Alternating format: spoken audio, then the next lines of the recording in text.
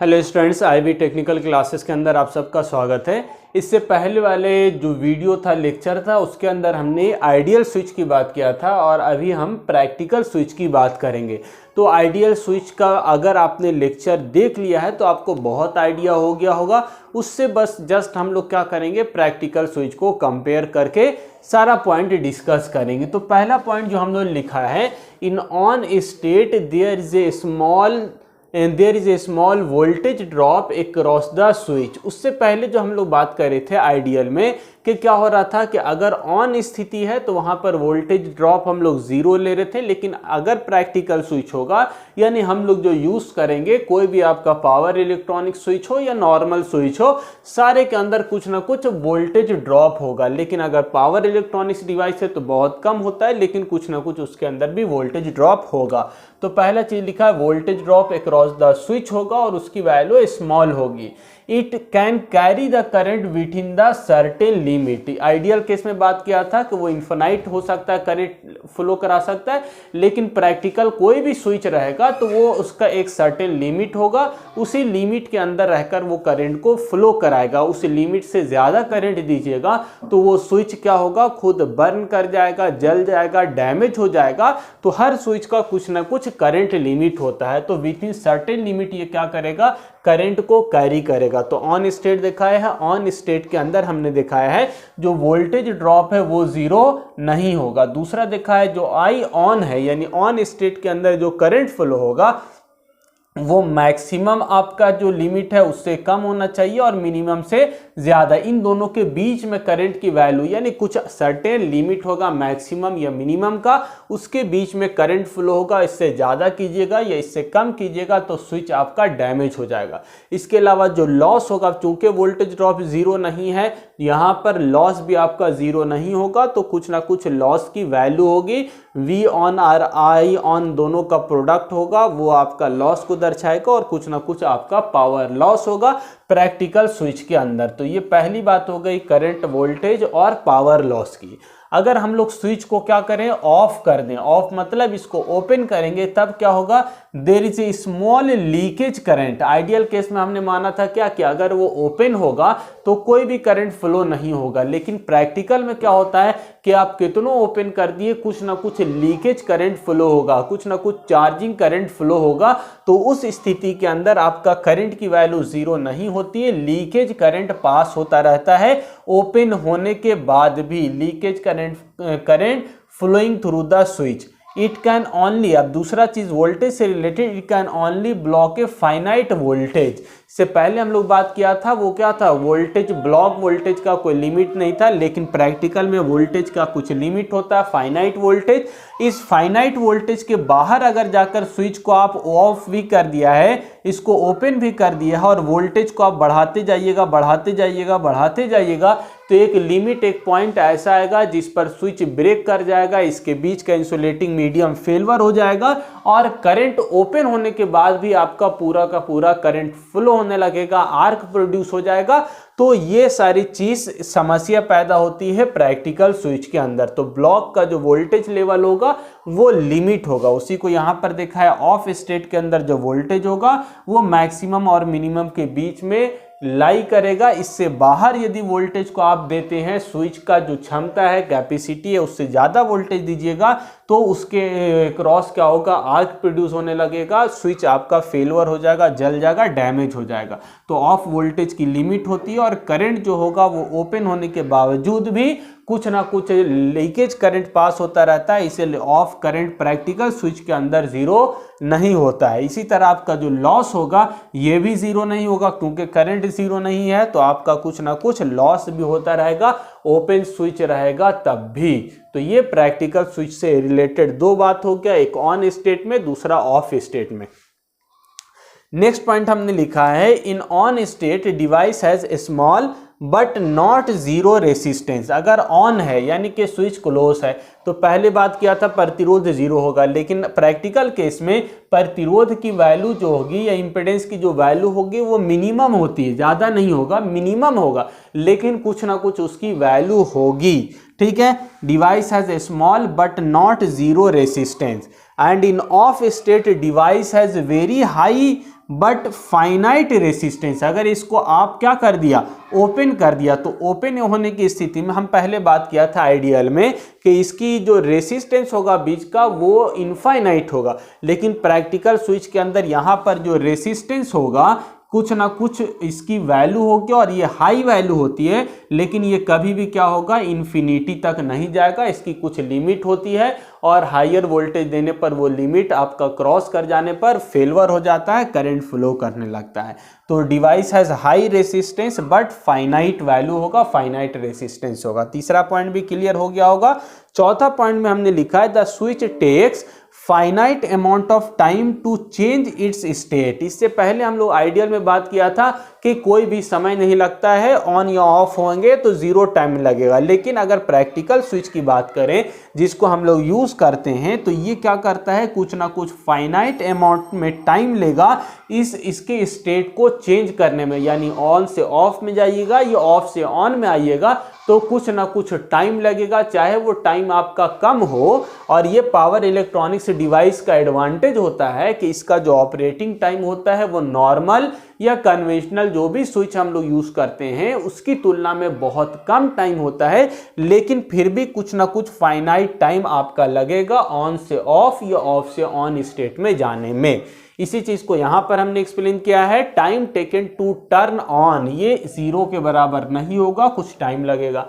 Time taken to turn off ये भी zero नहीं होगा, कुछ समय लगेगा। यानी मिनिमम जो टाइम होगा वो दोनों को मिलाकर ऑन प्लस ऑफ मिलाकर वो कुछ ना कुछ इसकी वैल्यू होगी, वो जीरो नहीं होगा। जब टाइम कुछ ना कुछ इसकी वैल्यू होगी तो ऑब्वियस है कि फ्रीक्वेंसी की जो वैल्यू होगी वो पहले वाले केस में हम क्या मान रहे थे, इन्फिनिटी, समथिंग बटा जीरो ले रहे थे तो इन्फिनिटी वैल्यू आता है, लेकिन यहां पर इसका वैल्यू होगा 1/1 सेकंड, 2 सेकंड, 5 सेकंड, जितना भी फ्रीक्वेंसी टाइम आपका लगेगा उसके अनुसार यहां पर फ्रीक्वेंसी की वैल्यू आएगी। अब टाइम कम लगता है तो फ्रीक्वेंसी की वैल्यू क्या रहेगी, हाई रहेगी। तो लेकिन फ्रीक्वेंसी का मान यानी एक सर्टेन लिमिट तक ये आपका फ्रीक्वेंसी ज़्यादा रहे, जरूरी नहीं कि 5 से 60 दीजिएगा 60 हर्ट्ज तो फेल हो जाएगा, आप 500 हर्ट्ज दीजिएगा 1000 हर्ट्ज, लेकिन 1000 हर्ट्ज के बाद जब फ्रीक्वेंसी दीजिएगा तो ये स्विच क्या हो जाएगा, फेलवर हो जाएगा। ठीक है, तो इसकी भी कुछ लिमिट होती है, मैक्सिमम फ्रीक्वेंसी होगा, उससे ज़्यादा फ्रीक्वेंसी पर ये फेलवर हो जाएगा। फ्रीक्वेंसी की वैल्यू किस पर डिपेंड करेगी,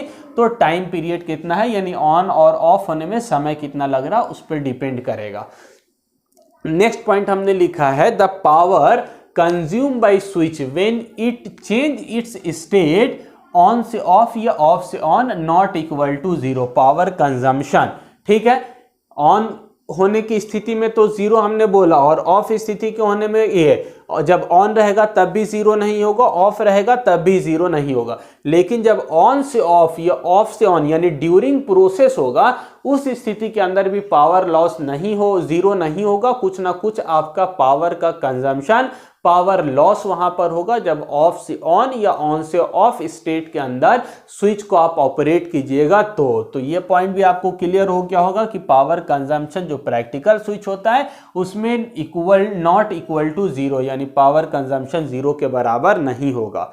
ठीक है, आगे लिखा हमने next point, to turn on और turn off switch require small gate signal. इससे पहले हम लोग बात किया था गेट सिग्नल की जरूरत नहीं होती है आइडियल में, लेकिन प्रैक्टिकली जो भी हम लोग आगे पावर इलेक्ट्रॉनिक्स डिवाइस की बात करेंगे तो SCR में हम लोग सीखेंगे कि गेट ट्रिगरिंग किस तरह से किया जाता है, डिफरेंट मेथड क्या होता है, थर्मल ट्रिगरिंग होता है, वोल्टेज ट्रिगरिंग होता है, dV/dt ट्रिगरिंग होता है, डिफरेंट तरीका होता है। लेकिन आपको ट्रिगरिंग करना होगा, धक्का देना होगा, बाहर से कुछ फोर्स लगाना होगा जिसकी वजह से स्विच ऑन से ऑफ या ऑफ से ऑन स्टेट के अंदर आएगा। तो इसके अंदर प्रैक्टिकल स्विच के अंदर आपको ऑन या ऑफ करने के लिए स्मॉल गेट सिग्नल की जरूरत होती है, यानी एक प्रकार का धक्का जो नॉर्मल घर के अंदर स्विच होता है हम लोग प्रेस करते हैं अपने फिंगर से, उंगली से, उसी तरह पावर इलेक्ट्रॉनिक्स डिवाइस के अंदर भी हम लोगों को एक प्रकार का ट्रिगरिंग सिग्नल या गेट सिग्नल देना होता है जिसकी बाद वो टर्न ऑन या ऑफ यानी अपना स्टेट चेंज करता है।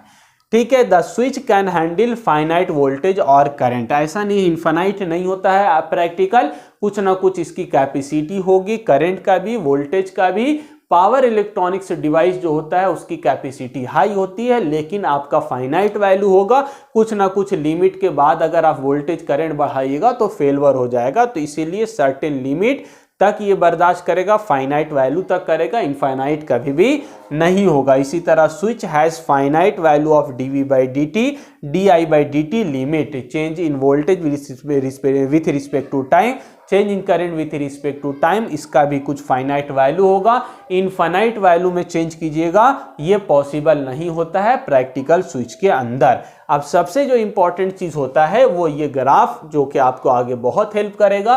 तो यहाँ पर जो टाइम पीरियड हम लोग देखा है जीरो नहीं होता, उसी चीज को यहाँ पर हम लोग ग्राफ के माध्यम से समझेंगे। तो क्या दिखाया हमने कि ये मान के चलिए पहले किस स्टेट में है, ऑफ स्टेट में। तो ऑफ स्टेट में करंट की वैल्यू क्या होती है, जीरो होती है। वोल्टेज क्या होता है, तो मैक्सिमम होता है। क्लियर है, यहाँ तक कोई दिक्कत नहीं। ये यहाँ पर हम करंट क्या दिखा रहे हैं, करंट ऑफ करंट दिखा रहे हैं, और यहाँ पर भी ऑन दिखा रहे हैं, वोल्टेज ऑन है।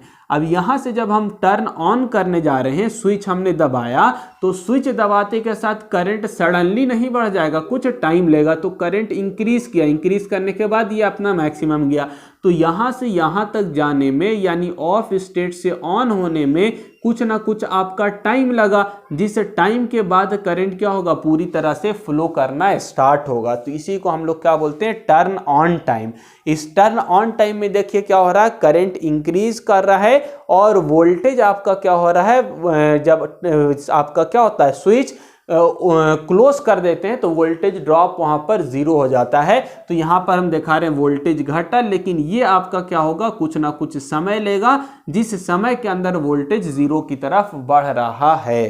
तो ये यही आपका टर्न ऑन टाइम है, जिसके अंदर करंट की वैल्यू बढ़ रही है, वोल्टेज ड्रॉप घट रहा है और आपका समय लग रहा है। यानी सडनली आपका ऑन स्टेट में नहीं जाएगा, यानी सडनली करंट राइज या वोल्टेज जीरो नहीं होगा, समय लगेगा। उसके बाद आपका क्या होता है, स्विच आपका ऑपरेट होगा, समय के बाद उसके बाद करंट फ्लो होने लगेगा और वोल्टेज आपका जीरो होगा। लेकिन याद रखिएगा, वोल्टेज आइडियल केस में जीरो होता है, प्रैक्टिकली जो वोल्टेज ड्रॉप है, वोल्टेज ड्रॉप अभी हमने बात किया था, वोल्टेज ऑन स्थिति के अंदर जीरो नहीं होता है। तो यहां पर हम ग्राफ दिखाया, देखिए ये वाला जो लाइन है ये जीरो लाइन है एक्स एक्सिस पर, इससे थोड़ा सा ऊंचा हमने दिखाया है ब्लू कलर से, यानी ये बता रहा है कि आपका जब स्विच क्या किया हमने, ऑन किया है, तो ऑन स्थिति में करंट तो मैक्सिमम फ्लो हो रहा है, वोल्टेज जीरो होना चाहिए, लेकिन प्रैक्टिकल केस में वोल्टेज जीरो नहीं होगा, बहुत मिनिमम वोल्टेज ड्रॉप होगा, लेकिन कुछ ना कुछ वोल्टेज ड्रॉप